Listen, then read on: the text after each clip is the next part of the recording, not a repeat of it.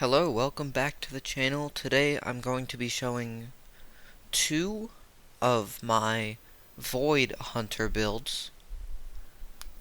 You may see these builds a lot, they are very common, but I just tweaked them a little. Everyone does it differently. So, this is the first build, it's Orpheus Rig.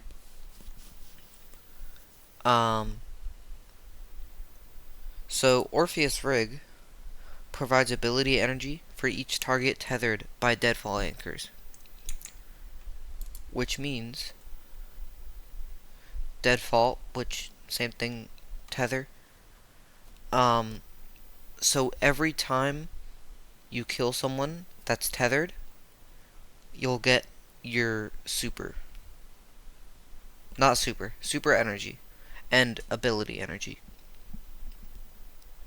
So for this I use tether, gambler's dodge, snare bomb, only melee, vortex grenade, that goes well with tether, pulls everything towards it, vanishing step, so dodging makes you invisible, and stylish executioner, defeating a weakened, suppressed, or volatile target grants invisibility and true sight.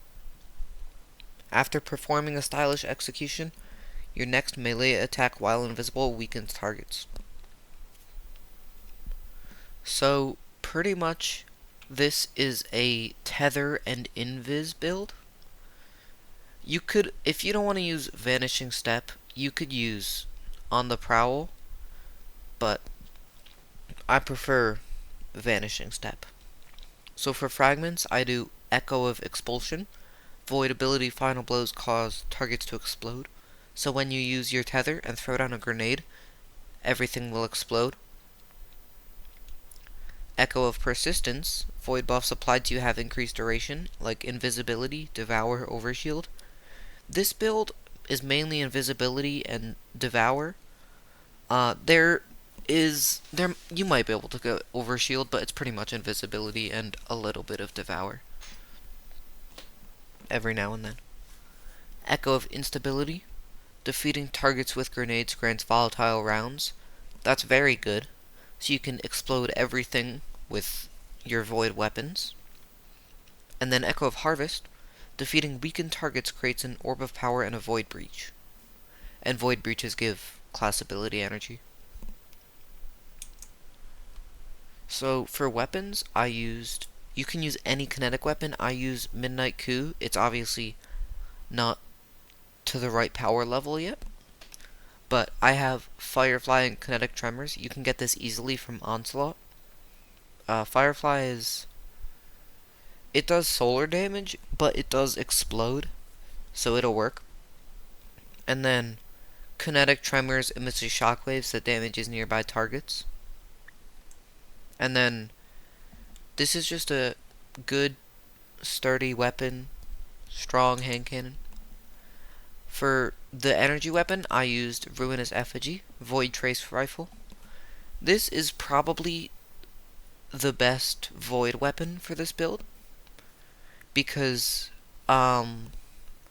it works really well with volatile rounds and kills collapse victims into void transmutation spheres, which is like a little ball you pick up, and then you can press your block button to drain health from nearby targets.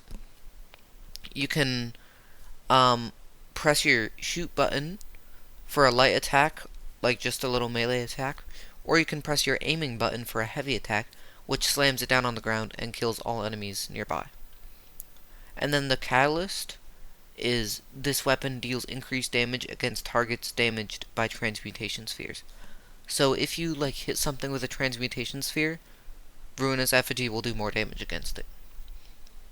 And then this is a trace rifle, so it uses special ammo, but special ammo is very easy to get with this build. It's pretty hard to run out, and you'll get volatile rounds a lot, so it'll work pretty well. Then I use Commemoration with Feeding Frenzy and Killing Tally, which it's not the best roll, but it does work. Kills increase damage with Killing Tally, and Feeding Frenzy, each rapid kill increases reload speed. So they do work together, It's just there are better roles. Commemoration is like probably the best machine gun in the game. It's Void too, which works perfectly, especially with volatile rounds. So this is amazing with volatile rounds.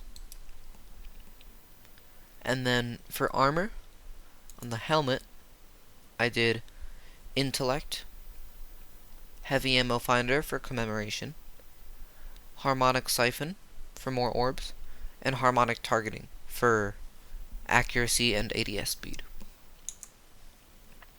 For gauntlets, I did Intellect, Heavy-handed, so you get more orbs, and Firepower, so you also get more orbs.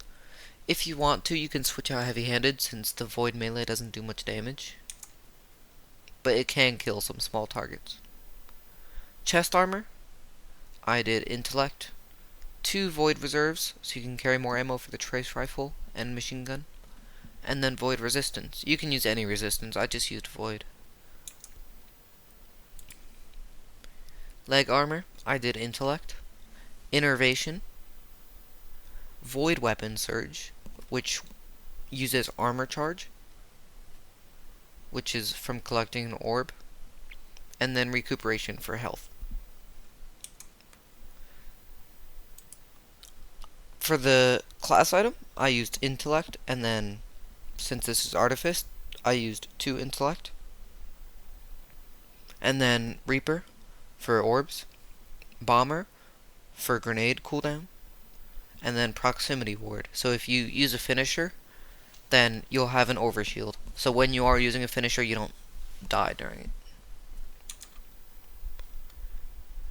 For the artifact,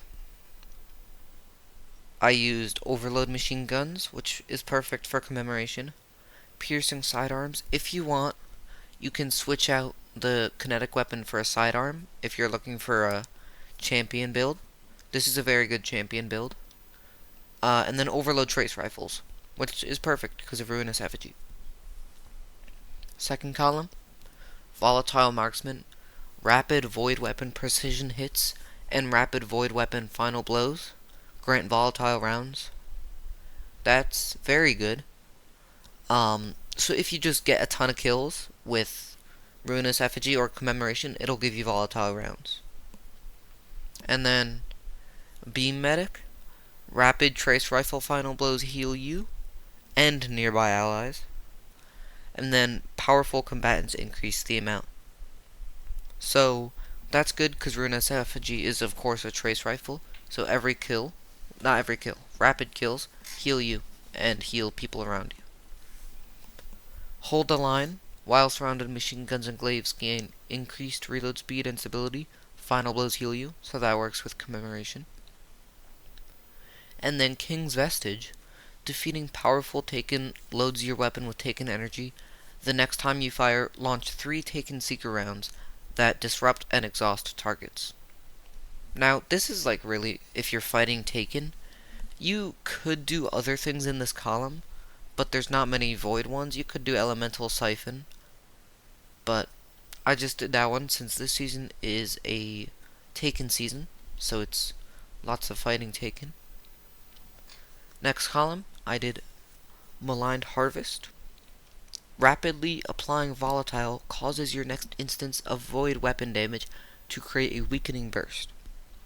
That's perfect, since with this build you're always having volatile rounds, and if you rapidly apply Volatile, then it'll make a weakening burst, so everything around the volatile enemies is weakened and volatile. Next I did Harsh Refraction.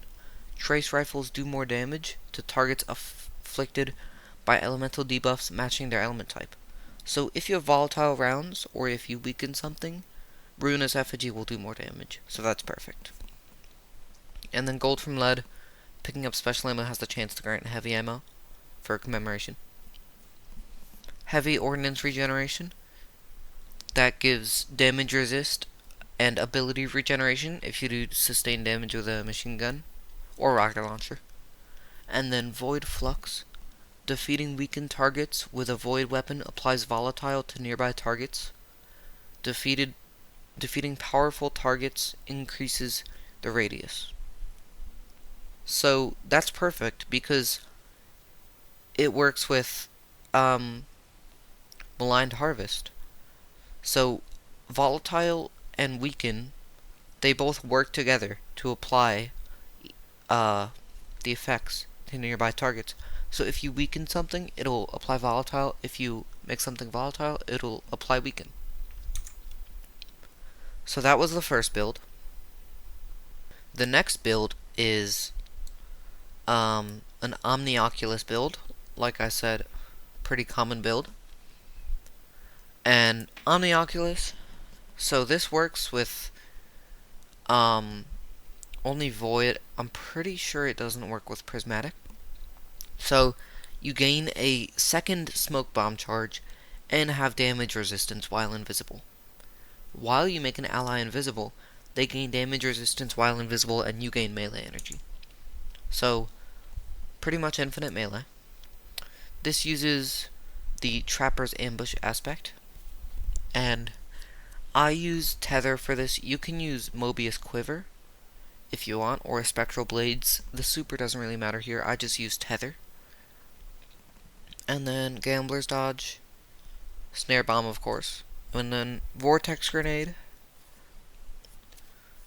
Aspects: Trapper's Ambush. Activate Quickfall to spend your melee charge and dive to the ground, creating a large smoke cloud on impact, which then dissipates.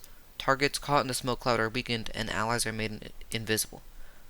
Your smoke bomb makes nearby allies invisible when it attaches to nearby surfaces or targets. So pretty much, if you use Quickfall, or if you throw your smoke bomb and go near it, it'll make you and allies invisible and weaken targets. Then I use Stylish Executioner. Defeating a void debuff target grants invisibility and true sight, and your next melee attack will weaken targets. So pretty much infinite invis with just this aspect. And then fragments, I did Echo of Obscurity. Finisher final blows grant invisibility, just in case you don't have your melee. Echo of Persistence, void buffs applied to have increased duration, so invisibility, and this build uses Devour a lot, so you'll have Devour like all the time. Echo of Harvest, defeating weakened targets creates an orb of power and a void breach. And then Echo of Starvation works with Echo of Harvest. Picking up a void breach or an orb of power grants Devour. So Devour kills give you health and give you grenade energy, and they extend Devour, of course. But the main reason is because of Buried Bloodline. So I use the same kinetic weapon. You can use any. And then Buried Bloodline is the sidearm from the dungeon that came out back in Season of the Wish. So this uses, it's kind of like a rocket sidearm, but it's a little different. So it's a sidearm that shoots special ammo, double fires tracking bolts, landing bolts leeches health from the target, and multiple final blows grant Devour, so infinite Devour. And although this weapon does use special ammo, it's pretty easy to get special ammo. And then if you don't have the catalyst, that will make this a lot trickier, or if you don't have the weapon at all, because this build is pretty much based around this weapon and its catalyst. The catalyst is what makes this build so good. So the catalyst, while Devour is active, this weapon weakens on hit.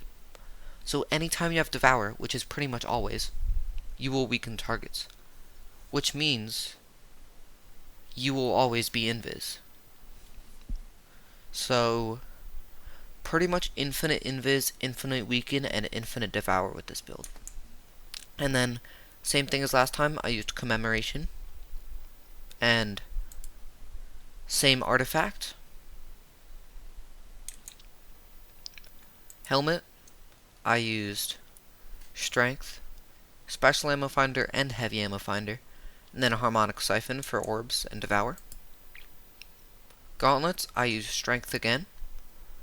firepower, momentum transfer, so you get more melee, and then focusing strike, so you get class ability.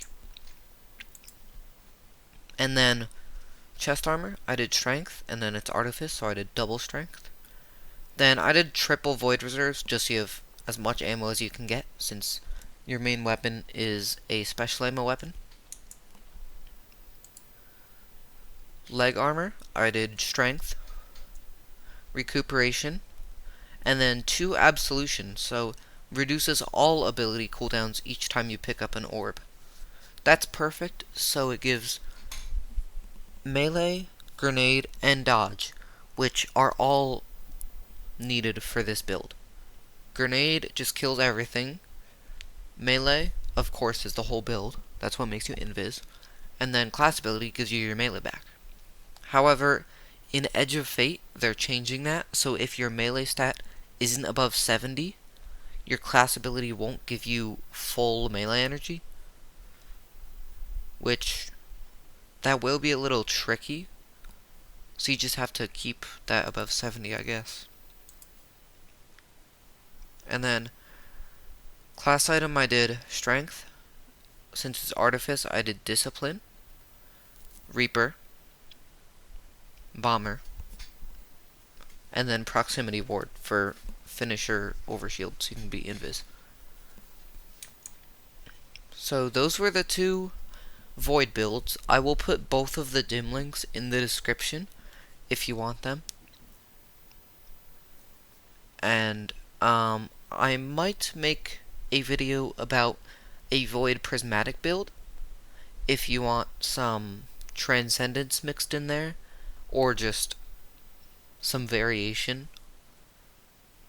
So that's all for now.